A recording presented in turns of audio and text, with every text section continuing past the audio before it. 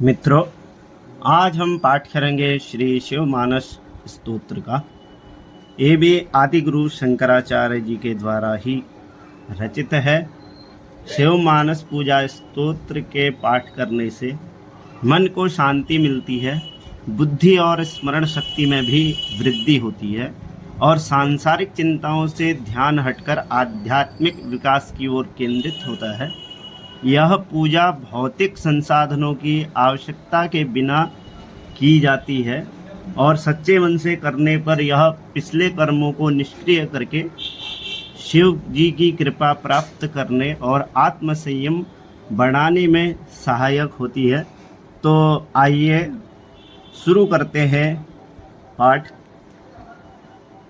रत्नैः कल्पितमासनं हिमजले स्नानं च देव्याम्बरं नानारत्नविभूषितं मृगमदा मोदाङ्कितं चन्दनं जाते चम्पकबिल्वपत्ररचितं पुष्पं च धूपं तथा दीपं देवदयानिधे पशुपते हृत्कल्पितं गृह्यताम् सवर्णेन नवरत्नखण्डरचिते पात्रे घृतं पायसं भक्ष्यं पञ्चविधं पयोदधियुतम् रम्भाफलं पानकं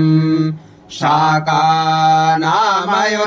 जलं रुचिकरं कर्पूरखण्डोज्ज्वलं ताम्बूलं मनसा मया विरचितं भक्त्या प्रभो स्वीकुरु छत्रं चामरयोर्युगं व्यजनकम् चादर्शकं निर्मलं वीणाभैर्मृदङ्गकाहलकला गीतं च नृत्यं तथा साष्टाङ्गं प्रणतिस्तुतिर्बहुविधा एतत्समस्तं मया सङ्कल्पेन समर्पितं तव विभो पूजां गृहाण प्रभो।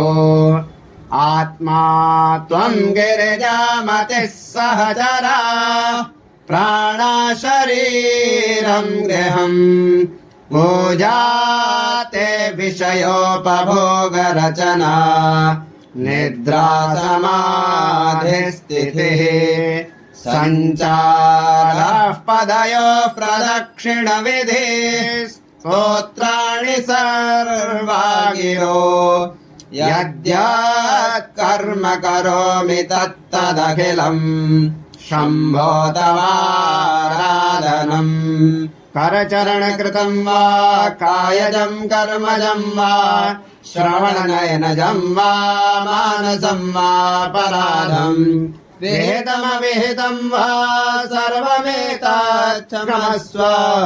जय जय करुणाब्धे श्री महादेव शंभो। जय जय करुणाब्धे श्री महादेव शंभो। इति श्रीमच्छंकराचार्य विरचिता शिवमानस पूजा संपूर्णम्।